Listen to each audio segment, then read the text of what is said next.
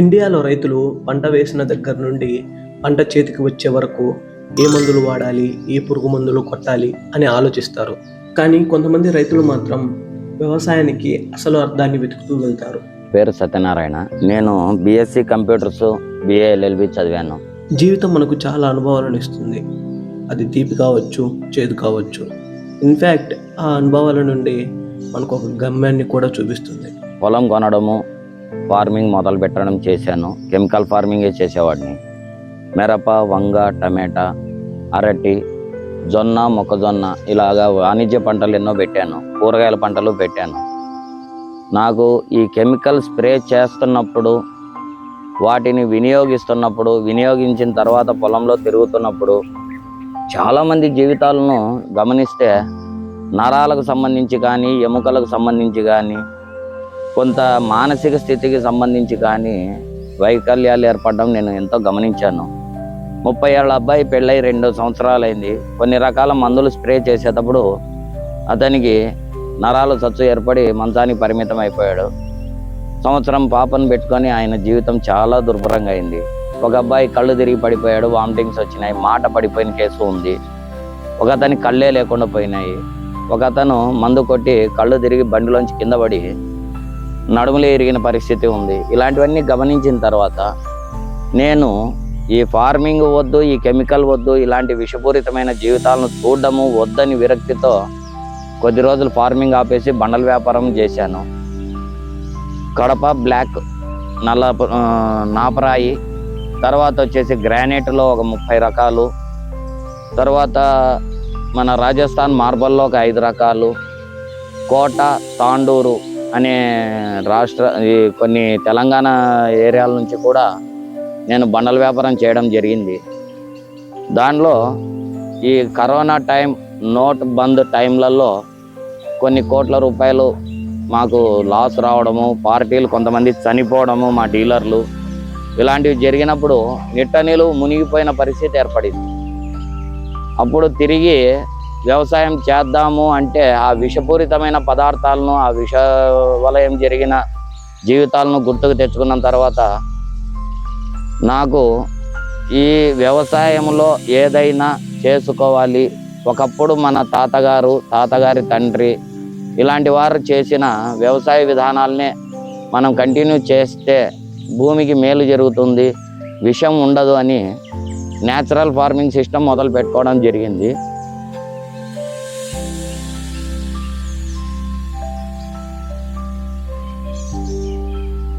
కొన్ని నిర్ణయాలు మన జీవితాలలో గొప్ప మార్పుల్ని తీసుకొని వస్తాయి. మనము మన వంటింట్లో వ్యర్థంగా పడేసే బియ్యం కడిగిన నీళ్లు, అన్నం వంచిన గంజి, పప్పులు నానబెట్టినది, దోశపిండి, ఇడ్లీ పిండి అని నానబెట్టిన నీళ్లు, బెల్లము, వింగువ, పసుపు, అల్లము, పచ్చిమిరపకాయలు, ఉల్లిపాయలు, వెల్లుల్లిపాయలు, ఆలుగడ్డలు అంటే ఉర్లగడ్డ అంటారు, పొటాటో, వీటన్నిటిని వాడి కొన్ని రకాల కషాయాలు తయారు చేసుకోవడము, అడవి ఆకులు, వేప, జిల్లేడు, తంగేడు, వావిలి, వాయల, వెంపలి, తర్వాత దూసర తీగ, తిప్పతీగ, దొండతీగ, తిక్కతీగ, ఇంకా సీతాఫలము, జామ, అంజీర, బొప్పాయి, ఆముదము, మిరప, మందారము, గన్నేరు, దేవగన్నేరు, బిళ్ళగన్నేరు, ఇలాంటివి, ఇంకా కొన్ని అడవి జాతులు, తూనికాకు, కానికాకు, తుంటాకు, రబ్బరాకు, రావి, మర్రి, జువ్వి, మేడి, మోదుగ లాంటి చెట్లు, మారేడు, నేరేడు లాంటి చెట్లు, పొగాకు, వీటన్నింటినీ ఒక 150-170 రకాల ఆకులను సేకరించుకొని కొన్ని రకాల కషాయాలు చేసి పురుగుల మందులుగా వాడడము. అదే కషాయాలలో వండిన అన్నాన్ని సున్నము, బూడిద కలిపి ఒక రకమైన ఎరువులుగాను కషాయాలు కానీ మార్చుకోవడము. ఇలాంటి సహజ సిద్ధమైన వస్తువులను వాడుతూ అంగడి సరుకులు, పండ్ల మార్కెట్టు, పూల మార్కెట్టు, కూరగాయల మార్కెట్ నుంచి వచ్చే వ్యర్థాలు, మన పంట పొలాల నుంచి వచ్చే వ్యర్థాలు, కొమ్మ కటింగు, ప్రూనింగు జరిగినప్పుడు వచ్చిన వ్యర్థాలు, ఆకులను సేకరించుకొని మనము కషాయాలు తయారు చేసుకోవడము, ఎరువులు తయారు చేసుకోవడం ఇలాంటివన్నీ చేశాను.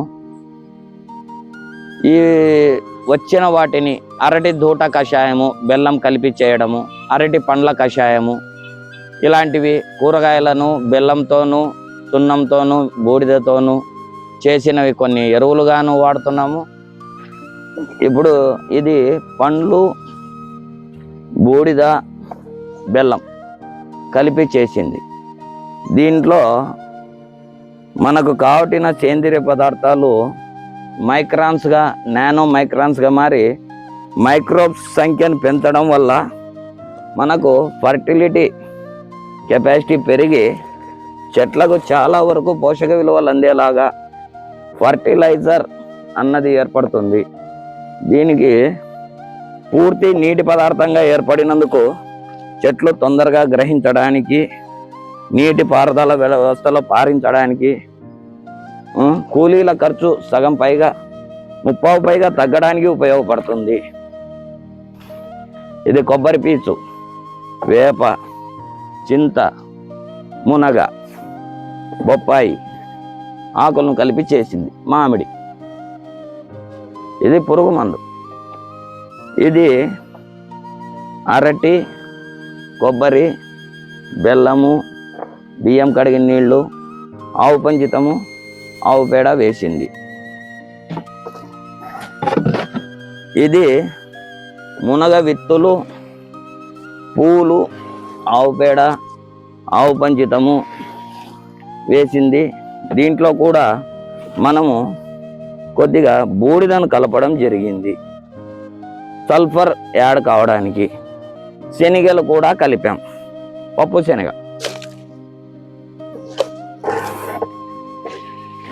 కోళ్ళ పెంట కూడా కలిపాం.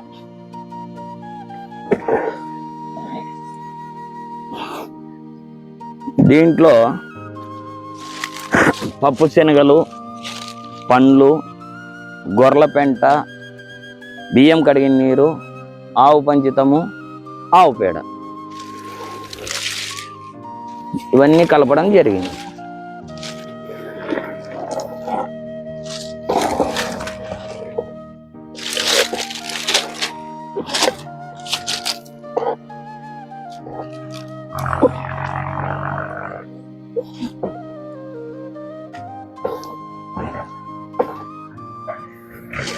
దీనిలో బత్తాయి, యాపిల్, పైనాపిల్, తర్వాత వచ్చేసి నేరేడు, మారేడు, ఖర్జూరము ఇవన్నీ వేయడము, గొర్రెల పెంట వేయడము జరిగింది. బెల్లము, పండ్లు చేర్చడం జరిగింది. ఇవన్నీ మైక్రోబ్స్గా మారడం వల్ల నానో మైక్రాన్స్ స్థాయిలో ఇవి మల్టిప్లికేషన్ లాగా డెవలప్ కావడం వల్ల మన చెట్లకు కావాల్సిన పోషక విలువలు అత్యంత సాంద్రతలో ఉండి తొందరగా ఉపయోగించుకునేలాగా ఉపయోగపడతాయి.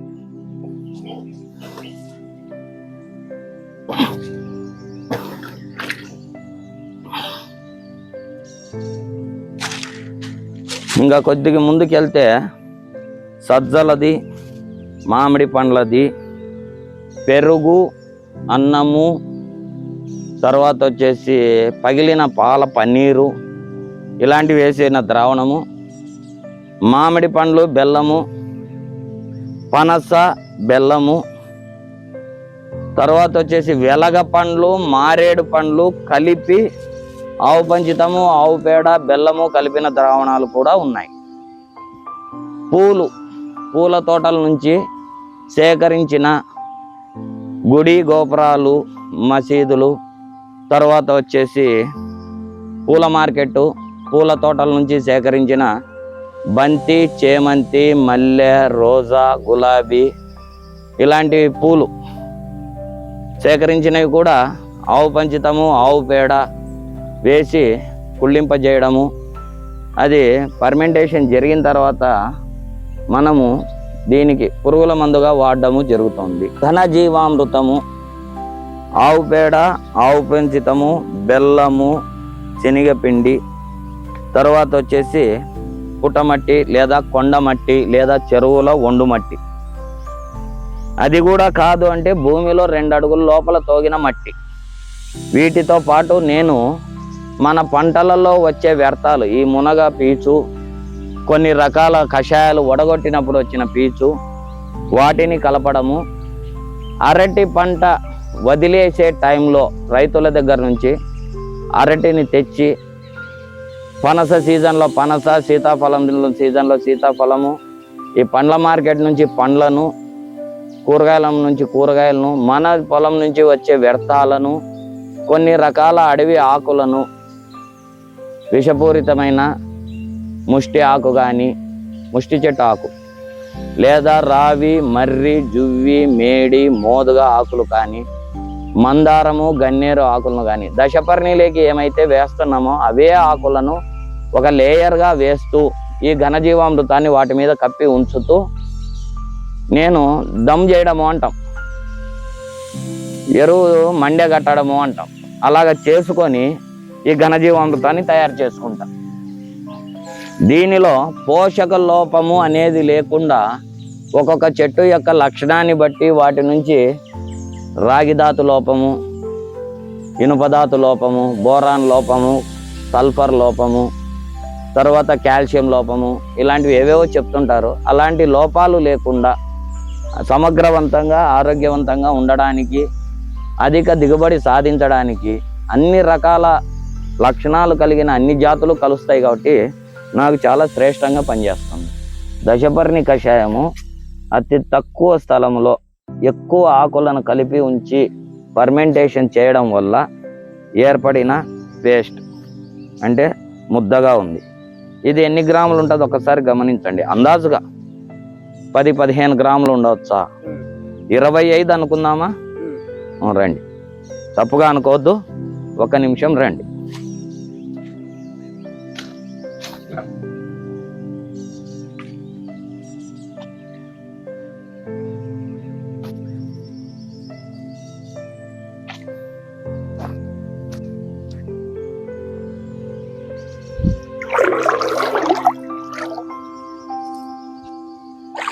నీళ్లు మామూలు నీళ్ళేగా, ఇదేగా ఇందాక మనం తీసుకున్నది. ఇదిగోండి, దగ్గరికి రండి.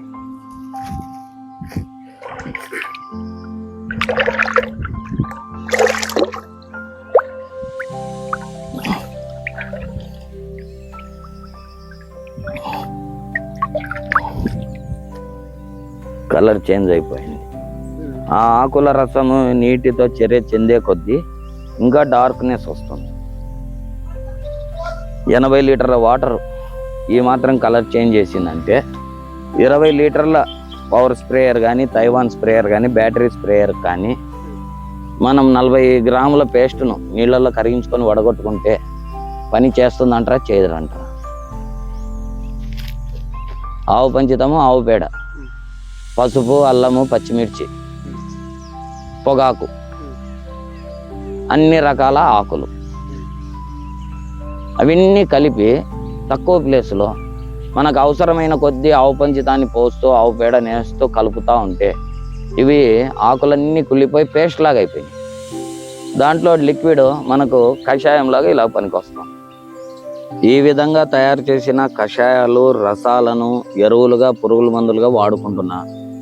మొత్తము 4 ఎకరాలు ప్రకృతి వ్యవసాయ క్షేత్రం అయితే దీనిలో బహువార్షిక పంటలు, ఏకవార్షిక పంటలు అన్నీ కలిపి బయోడైవర్సిటీ అంటే ఇప్పుడు నేను పండించే వాటిలో కొబ్బరి, మునగ, సీతాఫలము, ఖర్జూరము, వాటర్ యాపిల్, తర్వాత కొన్ని రకాల పండ్లు, మ్యాంగోస్టీను, బార్బడీసు, బార్బేరియను, బ్లాక్బెర్రీ, బ్లూబెర్రీ, దాల్చిన చెక్క, లవంగము, ఇలాంటివి కొన్ని రకాలు ఉన్నాయి. మామిడి ఉంది. ఇవి ఒకదాని తర్వాత ఒకటి పంట దిగుబడి వచ్చేలాగా. ఇప్పుడు మామిడి పంట కోసిన తర్వాత సీతాఫలము, అలనేరేడు, అలనేరేడు అయితే సీతాఫలము, సీతాఫలం అయిపోయిన తర్వాత రామఫలము, లక్ష్మణ ఫలము. అవి అయిపోయేసరికి వాటర్ యాపిల్, మునగ అవి క్లియర్ కాగానే ఖర్జూరం క్లియర్ అయిపోయింది. ఇంకా పంటలు అయిపోయినాయి అంటే కొబ్బరి అయిపోయింది కదా అంటే మరి వాటర్ యాపిల్ రన్నింగ్ లెక్క వస్తుంది 6 months. అంటే ఏ పంట అయినా ఒక పంట తర్వాత ఒక పంటకు మినిమం 1.5 నెల గ్యాప్తో పంట దిగుబడి కటింగ్ వేయడం మొదలవుతుంది. ఈ విధంగా ఇవి బహువిధ పంటల వల్ల బయోడైవర్సిటీ ఏర్పడి పొలంలో నాకు కషాయాలను స్ప్రే చేసే అవసరం చాలా వరకు తగ్గుతోంది. ఏక పంట పెట్టినప్పుడు మోనోక్రాప్ ఒక చెట్టుకు తెగులు వస్తే దాని జాతి మొత్తానికి అల్లుకుంటుంది. ఇక్కడ ఏమవుతుందంటే ఒక జాతి చెట్ల మధ్య విభిన్న జాతి చెట్లు 2-3 ఉన్నందువల్ల దానికి వచ్చిన రోగం అల్లుకోవడానికి చాలా టైం పడుతుంది. అందువల్ల నష్టం చాలా తక్కువగా ఉంటుంది. కొన్ని కీటకాలకు కొన్ని చెట్ల వాసనలు సరిపోవు, కొన్ని చెట్ల గాలి సరిపోదు, కొన్ని చెట్లను దరిచేరవు. దానికి దగ్గరగా ఉన్న ఈ మొక్కను దరిచేరడానికి అవి దాటుకొని రాలేక ఆగిపోతాయి. ఈ విధంగా రోగాలు కూడా కంట్రోల్లో ఉంటాయి. మొక్కలు విసర్జించిన విష పదార్థాలు అంటే ఏ ప్రాణి అయినా విసర్జిస్తుంది, అది ఆ ప్రాణికి విషము. మోనోక్రాప్లో ఆ విషయం అలాగే ఉండిపోతుంది. అదే బహుళ జాతి మొక్కలలో ఒకదాని విషం అంటే ఒకదాని మోషన్ విషము విసర్జితాలు ఇంకొక దానికి ఆహారంగా ఉపయోగపడతాయి, కర్బన పదార్థాలుగా మారుతాయి, లవణ శాతాలుగా మారుతాయి. అందువల్ల మనకు ఎరువులను మెయింటైన్ చేయాలి అన్న టెన్షన్ సగం తగ్గిపోతుంది. అది ఒకటి. ఇంకా భూమి మీదికి వస్తే మల్చింగ్ అంటే భూమి సూర్యుని వేడికి ఒక ఇనుప రేకులాగా మాడి బండిపోకుండా దాంట్లో ఉన్న బ్యాక్టీరియా చనిపోకోకుండా మనము కూరగాయలను భూమి లోపల కూరగాయలు క్యారెట్, బీట్రూట్, ముల్లంగి, కందగడ్డ, చామగడ్డ, పసుపు, అల్లము, మామిడి అల్లము, ఉల్లి, వెల్లుల్లి ఈ విధంగా సీజన్కు మొక్కలు నాటుకుంటూ పోవడం. ఇంకా భూమి పైన అంటే ఫర్ ఎగ్జాంపుల్ జూన్లో నేను ఉల్లి, తర్వాత క్యారెట్, బీట్రూట్, ముల్లంగి, కందగడ్డ, చామగడ్డ పెట్టానండి. దుంపలు మన కర్రపెండలము, చిలకడ దుంప పెట్టాను అంటే గింజగడ్డలు.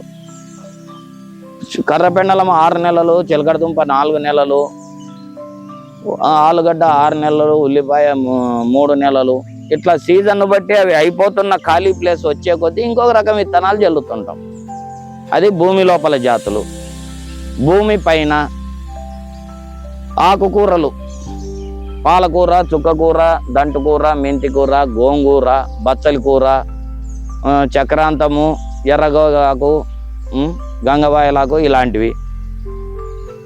కూరగాయలు మిరప, వంగ, టమాటా, బెండ, గోరుచుక్కుడు, చిక్కుడు, బొబ్బర్లు, పెసలు, తర్వాత వచ్చేసి beans, double beans, velvet beans ఇలాంటివి. తీగ జాతులు బీర, సొర్ర, గుమ్మడి, పొట్ల. ఈ బొబ్బర్లలో తీగ జాతి, అనుములలో తీగ జాతి, ఈ డబల్ బీన్స్లో తీగ జాతులు, తర్వాత వింగ్డ్ బీన్స్ ఇలాంటివి తీగ జాతులను వేసుకోవడము. అంటే ఒకటి క్రీపర్స్ తీగ జాతి భూమికి అల్లుకుపోయేది, ఒకటి నిలబడేది క్యాబేజీ, క్యాలీఫ్లవరు, బ్రకోలీ, తిండ, త్రిణుపు, మిరప, వంగ, టమాటా, బెండ, గోరుచుక్కుడు, బంతి చుక్కుడు ఇలాంటివి చెట్లు, నిలబడే చెట్లు. భూమి లోపల దుంప జాతులు. ఇవి 3 విధానాలుగా మేము వేసుకోవడం జరుగుతుంది. వీటికి ఘనజీవామృతము, ఈ కషాయాల నుంచి వచ్చే వడగొట్టుకున్నాక వచ్చే పిప్పి, బెల్లము ఇలాంటివి అన్నము, గంజి, బియ్యపు నీళ్లు ఎరువులుగా వాడుతున్నాము. అమెరికా వాళ్ళు ఈషా కంపెనీ సైంటిస్టులు ఏర్పాటు చేసుకున్న మిషనరీ ఇది సోలార్ సిస్టమ్ ద్వారా పనిచేస్తుంది, బ్యాటరీ సిస్టమ్ కూడా ఉంటుంది. భూమి లోపలికి 3 అడుగుల లోతు వరకు 2 రకాల పైపులను అమర్చారు, 2 రకాల వైర్లను అమర్చారు.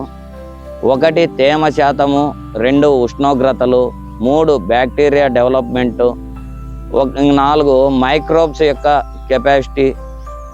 ఇవి చెక్ చేసుకోవడానికి.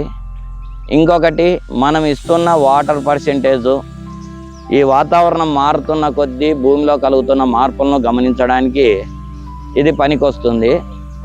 ఈరోజు ప్రకృతి వ్యవసాయ విధంగా ఎటువంటి రసాయనాలు వాడని భూమిలో వర్షం వచ్చినప్పుడు, అధికమైన ఉష్ణోగ్రత వచ్చినప్పుడు, అధికమైన శీతలం వచ్చినప్పుడు, రైతు తనకు తానుగా నీటిపారుదల చేసినప్పుడు తను వదిలిన కషాయాలు రసాల వల్ల వచ్చిన మార్పులు భూమిలో ఏం జరుగుతున్నాయని గమనించడానికి వీళ్ళు దీన్ని ఏర్పాటు చేశారు.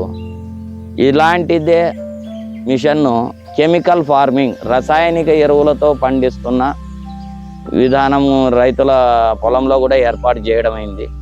దీనికి దానికి వ్యత్యాసం కనుగొనడానికి సైంటిస్టులు ఉపయోగించుకోవడానికి ఏర్పాటు చేసిన మిషన్. ఇప్పుడు నేను అమెరికా దేశంలోని కొన్ని రాష్ట్రాలకు మామిడికాయలను ఎక్స్పోర్ట్ చేసే పని మీద ఇంకా 1.5 నెల కాలం, అంటే ఈ సీజన్లో మొత్తం 2.5 నుంచి 3 నెలల కాలము మేము బయట తోటలు కొనడానికి తిరుగుతూ ఉంటాం. కాబట్టి నేను కొన్ని గడ్డి జాతులను, తీగ జాతులను పెంచి మల్చింగ్ లాగా వదిలేయడం జరుగుతుంది. ఇది అయిపోయిన తర్వాత వచ్చే season, kharif season June July మాసాలలో నేను వేసే అన్ని రకాల కూరగాయల విత్తనాలు, ఆకుకూర విత్తనాలు, తీగజాతి విత్తనాల వల్ల పండ్లు, కూరగాయలు, ఆకుకూరలు అన్నీ లభ్యమవుతాయి. ఏ సీజన్కు తగిన పండ్లు ఆ సీజన్లో లభ్యమవుతూ ఆ సీజన్లకు తగినట్లుగా వాడుకునే కూరగాయలు, ఆకుకూరలు లభ్యమవుతాయి. మీరు ఎవరైనా రాదలుచుకుంటే జూన్ తర్వాత, ఖరీఫ్ సీజన్ మొదలైన తర్వాత మీరు రాగలిగితే మీకు అవసరమైనట్లుగా ఈ మొక్కల కొలతలను,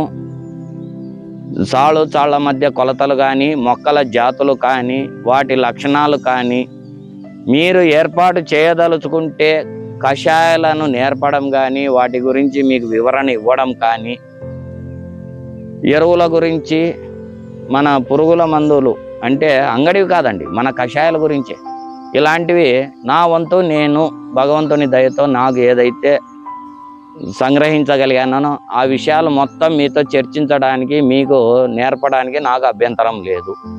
మిద్దె తోటల వాళ్ళు కానీ, పండ్ల తోటల వాళ్ళు కానీ, సాధారణమైన ఎల్లి పొలం అంటే వర్షాధార పంటలకు సంబంధించిన పంటలకు పిచికారీ చేసుకునే కషాయాల విషయాలు కానీ మీరు వచ్చి లక్షణంగా తెలుసుకొనవచ్చును. ట్రైనింగ్ ఇస్తాను. ఇంకొకటి, మీకు కూరగాయలు, పండ్లు కావాలి, లేదు మాకు వాటి విధానాలు కావాలి, వాటి మోడలింగ్ కావాలి, వాటి వేసే టైమింగ్లు కావాలి, మరి నిరంతరము ఏటీఎం అంటున్నారు, ఎనీ టైం కూరగాయలు, ఆకుకూరలు తీయొచ్చు అంటున్నారు. ఆ విధానాలు ఎలాగా అంటే వాటి గురించి కూడా మీకు నేను సవివరంగా ఎక్స్ప్లెయిన్ చేయడానికి, నేర్పడానికి సిద్ధంగా ఉన్నాను.